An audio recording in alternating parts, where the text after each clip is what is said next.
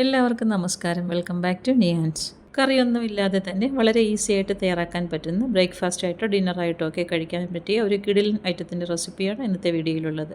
ഗോതമ്പ് പൊടി കൊണ്ട് തയ്യാറാക്കുന്നത് കൊണ്ട് തന്നെ വളരെ ഹെൽത്തിയാണ്. അപ്പോൾ ഇതെങ്ങനെയാണ് തയ്യാറാക്കുന്നത് നോക്കാം. ഇത് തയ്യാറാക്കുന്നതിന് വേണ്ടി ഞാനിവിടെ 1.5 കപ്പ് ഗോതമ്പ് പൊടിയുടെ അളവാണ് പറയുന്നത്. അപ്പോൾ ഗോതമ്പ് പൊടിയെടുത്ത് ഒരു പാത്രത്തിലേക്ക് ഇട്ട് കൊടുക്കാം. ഇനി ഇതിലേക്ക് നമുക്ക് ആവശ്യത്തിനുള്ള ഉപ്പും കൂടി ചേർത്ത് കൊടുക്കാം. ഉപ്പും ചേർത്ത് കൊടുത്തതിന് ശേഷം ഇനി ഇതിലേക്ക് ചേർത്ത് കൊടുക്കേണ്ടത് ഒരു കോഴിമുട്ടയാണ്. അപ്പം കോഴിമുട്ടയും കൂടി ഇതിലേക്ക് ചേർത്ത് കൊടുക്കാം. ഇനി ഈ മുട്ടയും ഉപ്പും മാവും എല്ലാം കൂടി നന്നായിട്ടൊന്ന് മിക്സ് ചെയ്തെടുക്കണം. അപ്പോൾ ഇതേപോലെ ഒരു വിസ്ക് ഉപയോഗിച്ച് അല്ലെങ്കിൽ സ്പൂൺ ഉപയോഗിച്ച് നന്നായിട്ടൊന്ന് മിക്സ് ചെയ്ത് കൊടുക്കാം. ഇവിടെ ഞാൻ എടുത്തിരിക്കുന്നത് ഒരു കോഴിമുട്ടയാണ്. അത് 2 മഞ്ഞക്കരുവാണുള്ളത്, അതുകൊണ്ടാണ് ഇത് അങ്ങനെ ഇരിക്കുന്നത്. അപ്പോൾ ഇതേപോലെ നന്നായിട്ടൊന്ന് മിക്സ് ചെയ്ത് കൊടുത്തതിന് ശേഷം കുറേശ്ശായിട്ട് വെള്ളം ഒഴിച്ച് കൊടുത്ത് ഇതിനെ ഒന്ന് കലക്കിയെടുക്കണം. ഒരുപാട് ലൂസായി പോകാത്ത രീതിയിൽ വേണം ഇതിനെ ഒന്ന് മിക്സ് ചെയ്തെടുക്കാൻ. കുറേശ്ശെയായിട്ട് വെള്ളം ഒഴിച്ച് പല തവണയായിട്ട് ഇതിനെ ഒന്ന് മിക്സ് ചെയ്തെടുക്കാം. ഒട്ടും കട്ടയില്ലാതെ നന്നായിട്ടൊന്ന് ഇതേപോലെ ഒന്ന് കലക്കിയെടുക്കണം. അപ്പോൾ ഈ ഒരു കൺസിസ്റ്റൻസിയിലാണ് മാവ് തയ്യാറാക്കിയെടുക്കേണ്ടത്. നമ്മൾ ദോശയൊക്കെ ഉണ്ടാക്കുന്ന ആ ഒരു ബാറ്റർ. ഒട്ടും കട്ടകളൊന്നും ഇല്ലാതെ ഇതേപോലെ ഒന്ന് തയ്യാറാക്കിയെടുത്ത് മാറ്റി വയ്ക്കാം. ഇത് കണ്ടില്ലേ, ഇതാണ് ഇതിൻ്റെ കൺസിസ്റ്റൻസി. ഇനി അതങ്ങോട്ട് മാറ്റി വെച്ചതിന് ശേഷം നമുക്ക് മിക്സിയുടെ ജാറിലേക്ക് കുറച്ച് തേങ്ങ ചിരകിയത് ചേർത്ത് കൊടുക്കാം. ഒരു 1/2 കപ്പോളം മതിയാകും. അത് ഇട്ട് കൊടുത്തതിന് ശേഷം അതിലേക്ക് 2 പച്ചമുളക് ചേർത്ത് കൊടുക്കുന്നുണ്ട്. ഇനി ഇതിലേക്കൊരു 3-4 ചെറിയ ഉള്ളി തൊലി കളഞ്ഞ് കഴുകി വൃത്തിയാക്കി ഇത് ഇട്ട് കൊടുക്കാം. ഇനി വേണ്ടത് കുറച്ച് മല്ലിയിലയാണ്. ഇതേപോലെ കുറച്ച് മല്ലിയിലയും കൂടെ ചേർത്ത് കൊടുക്കാം. ഇനി ഇതിലേക്ക് ആവശ്യത്തിനുള്ള ഉപ്പിട്ട് കൊടുക്കണം. ഉപ്പ് ഇട്ട് കൊടുത്തതിന് ശേഷം ഒന്ന് അരച്ചെടുക്കാം.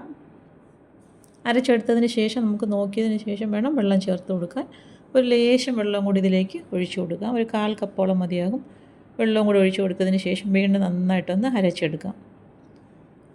ഇതേപോലെ ഈ ഒരു പരുവത്തിലാണ്, ഒന്ന് കുഴഞ്ഞിരിക്കുന്ന പരുവത്തിലാണ് ഈ ചമ്മന്തി തയ്യാറാക്കിയെടുക്കേണ്ടത്.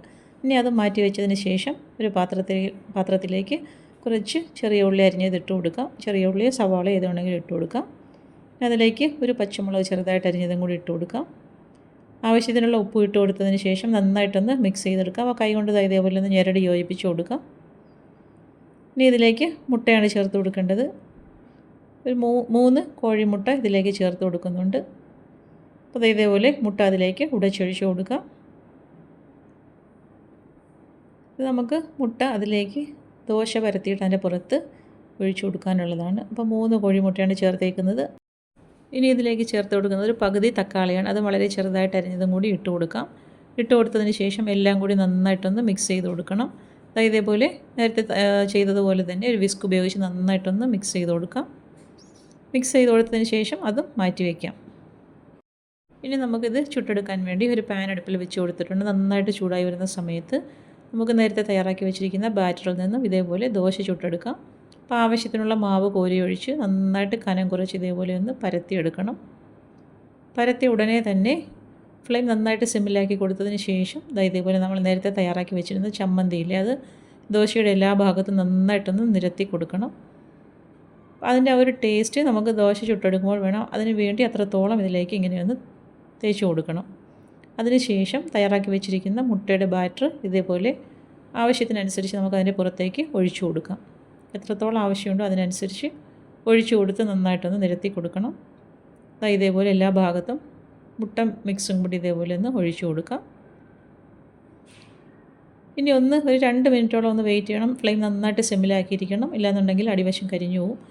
ഇതേപോലെ നന്നായിട്ട് പാനിൽ നിന്ന് ഇളകി വരുന്ന സമയത്ത് ഇതിനെ ഒന്ന് തിരിച്ചിട്ട് കൊടുക്കണം. തിരിച്ചിട്ട് കൊടുക്കുന്ന സമയത്ത് ഒന്ന് സൂക്ഷിച്ച് വേണം തിരിച്ചിട്ട് കൊടുക്കാൻ. ഇതേപോലെ പെട്ടെന്ന് തന്നെ ഒന്ന് തിരിച്ചിട്ട് കൊടുക്കണം. വീണ്ടും കുറച്ച് നെയ്യൊന്ന് ഇതിലേക്കൊന്ന് സ്പ്രെഡ് ചെയ്ത് കൊടുക്കാം. ദോശയുടെ പുറത്തും അതേപോലെ തന്നെ ഉൾഭാഗത്തോട്ടും പിടിക്കത്തക്ക രീതിയിൽ കുറച്ച് നെയ്യൊന്ന് ഒഴിച്ചു കൊടുക്കണം. വീണ്ടും ഏകദേശം ഒരു 2 മിനിറ്റോളം ഇതിങ്ങനെ ഇട്ടേക്കാം. അപ്പം മറുവശവും നന്നായിട്ടൊന്ന് മൊരിഞ്ഞ് കിട്ടും. അതായത് കണ്ടില്ലേ, ഈ ഒരു രീതിയിൽ നന്നായിട്ട് സെറ്റായി കിട്ടും. അപ്പോൾ ഇനി ഇത് വെയിറ്റ് ചെയ്യേണ്ട ആവശ്യമില്ല. ഒന്ന് തിരിച്ചിട്ട് കൊടുത്തതിന് ശേഷം ഇതേപോലെ ഒന്ന് ഫോൾഡ് ചെയ്ത് കൊടുക്കാം. അത് നല്ല കിടിലൻ ദോശയാണ്. ഈ ഒരു രീതിയിൽ ഗോതമ്പ് മാവും മുട്ടയൊക്കെ കൊണ്ട് തയ്യാറാക്കി നോക്കും. നല്ല അടിപൊളി ടേസ്റ്റാണ്. വേറെ കറികളുടെ ഒന്നും ആവശ്യമൊന്നുമില്ല. ഇപ്പം നമുക്ക് രാവിലെയോ രാത്രിയോ ബ്രേക്ക്ഫാസ്റ്റായിട്ടോ ഡിന്നറായിട്ടോ ഒക്കെ കഴിക്കാൻ പറ്റിയ ഒരു ഐറ്റമാണ്.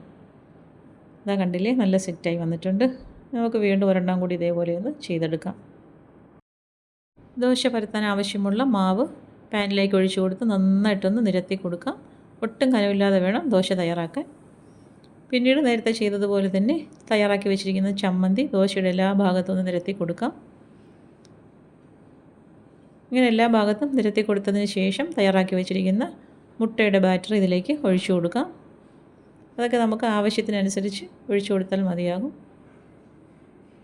അപ്പോൾ ഇതേപോലെ എല്ലാ ഭാഗത്തും മുട്ടയും കൂടെ ഒഴിച്ചു കൊടുക്കാം.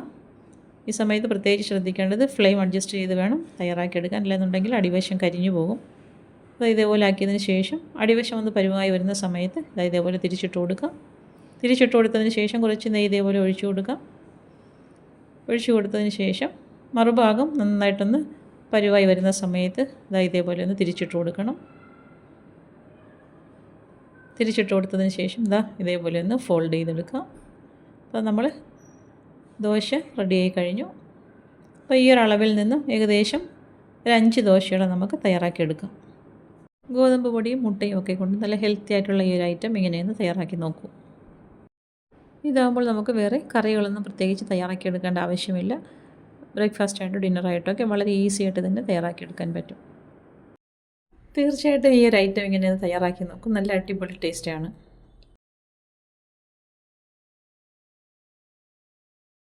അപ്പോൾ ഇന്നത്തെ വീഡിയോ ഇത്രയേ ഉള്ളൂ. ഇഷ്ടമായ ലൈക്ക് ചെയ്ത് സബ്സ്ക്രൈബ് ചെയ്ത് സപ്പോർട്ട് ചെയ്തേക്കൂ. എന്തെങ്കിലുമൊക്കെ അഭിപ്രായങ്ങളുണ്ടെങ്കിൽ കമൻറ്റ് ചെയ്യൂ. വീണ്ടും അടുത്ത വീഡിയോയിൽ കാണുന്നത് വരെ bye from Niyans. Thanks for watching.